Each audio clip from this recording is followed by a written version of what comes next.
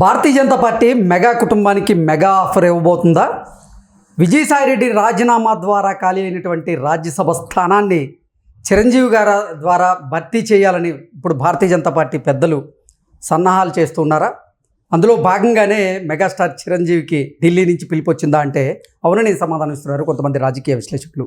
ఈ నేపథ్యంలోనే ఇదే అంశం మీద మనం విశ్లేషణ చేసుకుందాం. ప్రస్తుతం మనతో పాటు ఉన్నారు ప్రముఖ సీనియర్ జర్నలిస్ట్ మండవ దుర్గా కుమార్ గారు. సార్తో మాట్లాడదాం.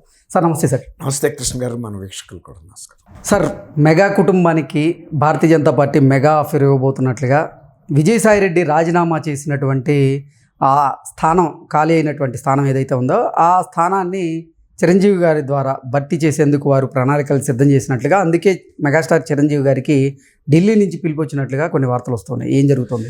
ఢిల్లీ నుంచి ఇప్పుడు ఇమీడియట్గా పిలుపు వచ్చినా లేకపోయినా కొన్ని ఇండికేషన్స్ అయితే కనబడుతున్నాయి కృష్ణ గారు.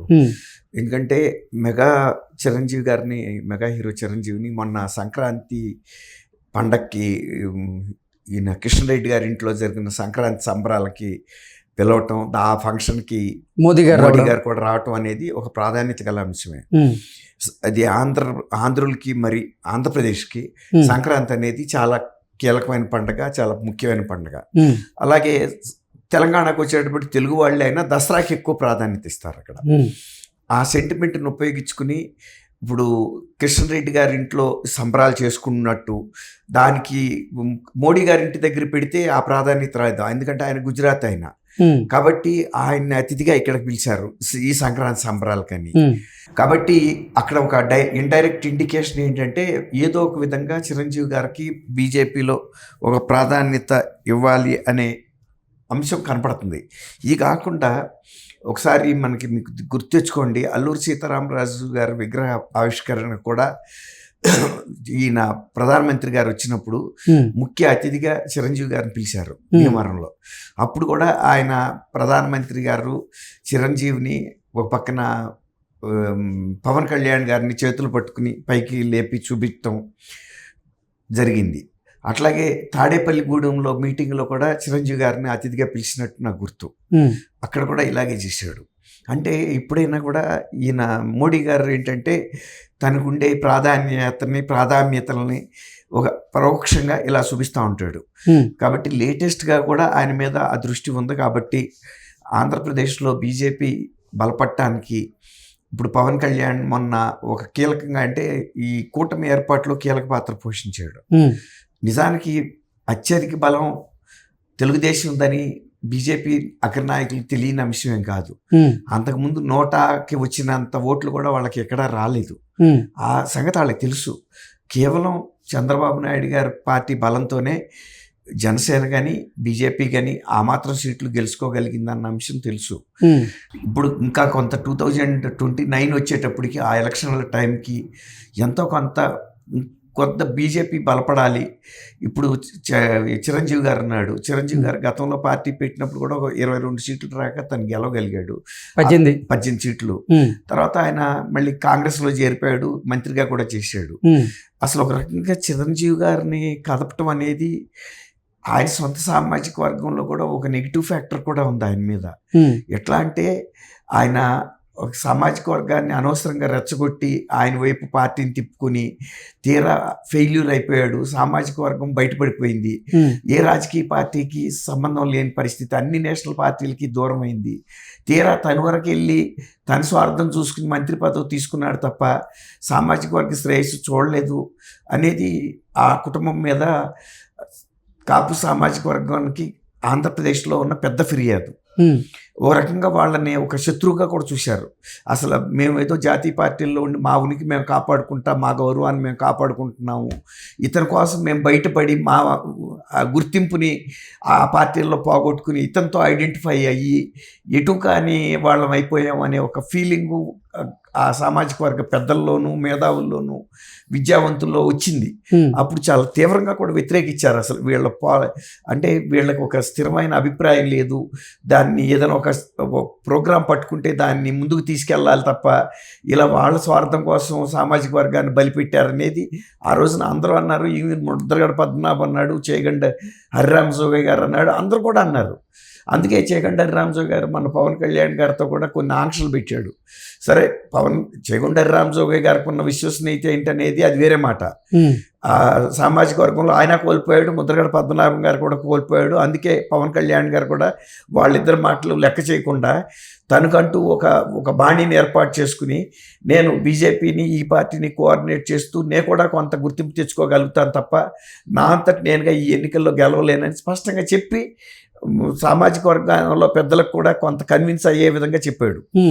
ఆ విధంగా ఆయన సక్సెస్ అయ్యాడు ఆ మేరకి. ఎందుకంటే ఒక్క సీటు మాత్రమే గెలుచుకోగలిగాడు. తను 2 సార్లు పోటీ చేసి గెలవలేని పరిస్థితుల్లో మొన్న మరి 22 సీట్లు రాక గెలవగలగటం అంటే 100% స్ట్రైకింగ్ రేట్తో అది ఖచ్చితంగా 21 స్థానాల్లో అది ఖచ్చితంగా టీడీపీ బలమే. ఇప్పుడు ఈయన చిరంజీవి గారిని కూడా పెట్టి వీళ్ళిద్దరిని కొంత యాడ్ చేసుకుని 29 నాటికి వచ్చేటప్పటికి రాజకీయ బలాబలాలు రాజకీయంగా ఎవరు ఎటుంటారో చెప్పలేరు. ఇప్పుడు ఇది టూ ఎర్లీ. అందుకని ఒక స్టాండ్ బై ప్రోగ్రామ్గా పెట్టుకున్నారని అయితే నేను అనుకుంటున్నా. ఇది ఒకవేళ చంద్రబాబు నాయుడు గారితో ఈక్వేషన్ ఒకవేళ కుదరని టైంలో కనీసం చిరంజీవి గారిని కూడా పార్టీలోకి తీసుకొచ్చి అప్పటికి ఎంతో కొంత కొద్దిగా బలపరుచుకుని పవన్ కళ్యాణ్ గారిని వీళ్ళని తోడు పెట్టుకుని కొన్ని ఎంపీ సీట్స్ కూడా గెలవగలిగితే కనుక రేపు రాబోయే 4వసారి ముఖ్యంగా ఉత్తర భారతదేశంలో బీజేపీ పరిస్థితి ఇప్పుడు ఏం అంచనా వేయటానికి లేదు, కానీ క్రమేపీ తగ్గుతుంది. మొన్న కూడా తగ్గింది. అందువల్ల ఈ ఆంధ్రప్రదేశే వాళ్ళకి సౌత్లో కొద్దిగా ఆశాజనకంగా అనిపిస్తుంది. అందువల్ల ఒక ప్రయత్నం అయితే చేస్తారు ఈ చిరంజీవి గారిని. కానీ చిరంజీవి గారిని గెలిపించాల్సిన బాధ్యత ఎవరి మీద ఉంది? తెలుగుదేశం పార్టీ మీద ఉంది. ఇప్పుడు తెలుగుదేశం వాళ్ళు పూర్తిగా భుజాన వేసుకుంటే తప్ప ఆయనని ఒక పవన్ కళ్యాణ్ పంపే పరిస్థితి లేదు. పవన్ కళ్యాణ్ గారికి కన్సిడరబుల్ సీట్స్ ఉన్నాయి, బట్ స్టిల్ తెలుగుదేశం సపోర్ట్ ఇవ్వాలి. చాలా సందర్భాల్లో మెగాస్టార్ చిరంజీవి గారు రాజకీయాలను నేను వదిలేశాను కానీ రాజకీయాలు నన్ను వదలలేదు అంటూ ఆయన కొన్ని వ్యాఖ్యలు చేస్తూనే అసలు నేను రాజకీయాల నుంచి కొంచెం దూరంగా ఉండాలని ప్రయత్నం చేస్తున్నప్పటికీ ఏదో ఒక రాజకీయ అంశంలో మాత్రం నా పేరు వస్తుంది అంటూ ఆయన వ్యాఖ్యానించిన నేపథ్యంలో ఇప్పుడు గనక నిజంగా భారతీయ జనతా పార్టీ గనక ఈ రాజ్యసభ పదవిని గనక చిరంజీవి గారికి ఆఫర్ చేస్తే ఆయన తీసుకునేటువంటి పరిస్థితి ఉందా, తీసుకునే అవకాశం ఉందా, ఆయన ఢిల్లీ వెళ్తారా అంటే ఏం చెప్తారు? తీసుకుంటాడు. ఓకే, ఆయన తీసుకోపోవటానికి వాళ్ళ పదవి ఎవరికి చేదండి. అందులోనూ ఆయనకి అనాయాసంగా పదవి వస్తున్నప్పుడు తీసుకుంటాడు. రెండోది ఏంటంటే ఆయన అన్నట్టు నిజంగా స్వయంగా ఆయనకి పెద్ద కోరికలు లేని మాట కూడా వాస్తవం. ఆయన నిజానికి సినిమాలో యాక్ట్ చేసుకుంటా తృప్తిగా ఉన్నాడు ఆయన. అంతే తప్ప ఇంకా నాకు రాజకీయంగా కోరికలు మిగిలిపోయినాయి, నేను గవర్నర్ అవ్వాలి లేకపోతే ఇంకోసారి కేంద్రంలో మంత్రి అవ్వాలని అయితే కోరుతున్నాడని నేను అన్నాను. ఎవరు అనరు. మీరన్న దాని ప్రకారంగా ఒకసారేమో చిరంజీవి గారికి భారతీయ జనతా పార్టీ రాజ్యసభ సీట్ని ఇవ్వబోతుందంటూ కొన్ని వార్తలు, ఆ తర్వాత లేదు భారతీయ జనతా పార్టీ చిరంజీవిని గవర్నర్ని చేయబోతుందంటూ కొన్ని వార్తలు, మొన్న ఈ మధ్య ఏకంగా అసలు చిరంజీవి గారిని భారతీయ జనతా పార్టీ ఉపరాష్ట్రపతిని చేయబోతుందంటూ కొన్ని వార్తలు, మళ్ళీ ఇప్పుడు రాజ్యసభ ఎంపీని చేయబోతుందని కొన్ని వార్తలు. ఏంటి అసలు ఏం జరుగుతుంది? అంటే ఇప్పుడు చిరంజీవి గారికి అంటూ ఒక ప్రాధాన్యత ఉందండి. ఆయన వివాదాస్పదుడు కాదు. ఫస్ట్ ఆయన కాంగ్రెస్లో మంత్రి పదవి చేసిన రోజున కూడా కాంగ్రెస్ తరపు నుండి ఇతర ఏ పార్టీని ఏ వ్యక్తిని పరుషంగా మాట్లాడిన చరిత్ర ఆయనకి లేదు. ఏ మాటకు ఆ మాట చెప్పుకోవాలి. తర్వాత ఆయనకి స్వయంగా కోరికలు లేవు, ఎవరిని వెళ్ళి గోకడం, నాకు పోస్ట్ ఇవ్వండి, అది ఇవ్వండి, ఇది ఇవ్వండి అని. వాళ్ళు క్యాలిక్యులేషన్స్ వేసుకున్నప్పుడు ఇలాంటి చిరంజీవి గారు ఎక్కడైనా ఉపయోగపడతాడు అనుకున్నప్పుడు ఇచ్చిన ఆహ్వానాన్ని ఆయన తిరస్కరించిన సందర్భం లేదు.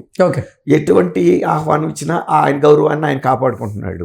రాష్ట్రంలో కూడా ఆంధ్రప్రదేశ్లో చిరంజీవి గారిని పనిగట్టుకుని వ్యతిరేకించే వర్గం కూడా లేదు. కాకపోతే ఆయన గతంలో వాళ్ళ ఫ్యామిలీ ఒక 2 సందర్భాల్లో ఇలా ఆ సామాజిక వర్గాన్ని రెచ్చగొట్టి ఉపయోగించుకోబోయి వాళ్ళు ఫెయిల్ అయ్యి సామాజిక వర్గ ఐడెంటిటీని సామాజిక వర్గ ప్రయోజనాలని దెబ్బతీశారు. వాళ్ళకి కొంత అంటే రాజకీయాల్లో ఉండాల్సినంత ఓర్పు నేర్పు వాళ్ళ దగ్గర లేదనేది ఆ సామాజిక వర్గంలో పెద్దలు కొంతమంది విఘ్నుల నిశ్చితాభిప్రాయం. అసలు ఒక రకంగా వీళ్ళకి దూరంగా పెట్టాలి, వీళ్ళని సినిమాలకే పరిమితం చేయాలి తప్ప వాళ్ళని తీసుకొచ్చి రాజకీయాల్లో పెడితే ఇంతకన్నా పెద్ద ప్రయోజనం ఉండదు అనేది కూడా వాళ్ళు ఒక నిర్ణయానికి వచ్చేసారు. ఓకే అందులో సందేహం లేదు. ఓకే అందుకని ఒక పరిమితంగా ఇంకా ఈయనన్నా నమ్మారు పవన్ కళ్యాణ్ని. పవన్ కళ్యాణ్ గారికి ఏ మాట కా మాట ఆయన 10 ఏళ్ల పాటు అధికారంలోకి రాకపోయినా ప్రజలను వదలకుండా మాత్రం ఉన్నాడు. చిరంజీవి గారు అలా చేయలేకపోయాడు. వెంటనే పార్టీని మెర్జ్ చేయటం అనేది చాలా మంది హర్ట్ అయ్యారు. ఓకే ఆయన పార్టీలో చేరిన ఎమ్మెల్యేలు హర్ట్ అయ్యారు, సామాజిక వర్గంలో పెద్దలు కూడా హర్ట్ అయ్యారు. ఓకే నిజానికి కొంత అది ఆ డ్రాబ్యాక్ అనేది చిరంజీవి గారిలో కూడా గిల్టీ కాన్షియస్నెస్ ఉంది.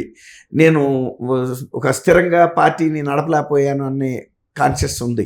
ఓకే కాకపోతే వాళ్ళు బీజేపీ ఇచ్చే ఆఫర్ని ఆయన తిరగొడతాడనేది నేను ఓకే ఓకే అండి, thank you so much. Thank you Krishna గారు. మన వీక్షకులు కూడా నమస్కారం.